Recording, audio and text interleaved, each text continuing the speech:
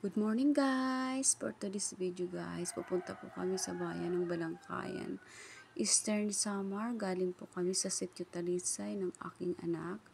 Nagpatid po ako sa kanya. Siya po ang aking driver ngayon. Medyo may kalayuan po sa amin.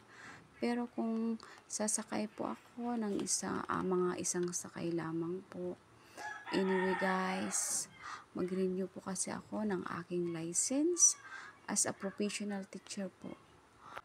Ang bilis naman po ng panahon.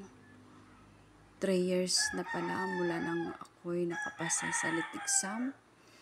At till now po, wala pa rin po tayong permanenteng trabaho as a regular teacher. Hay naku, ang buhay nga naman. But I thank God always.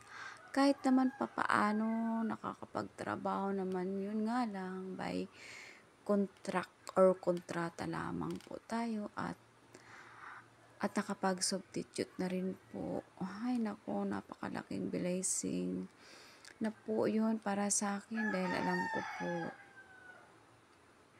alam ko po na time will come in God's will. Ayan, nandito na nga po ako, kami ng anak ko sa PRC Balangkayan, branch ng Balangkayan po. Ayan po yung kabilang building po, yun yung anak ko.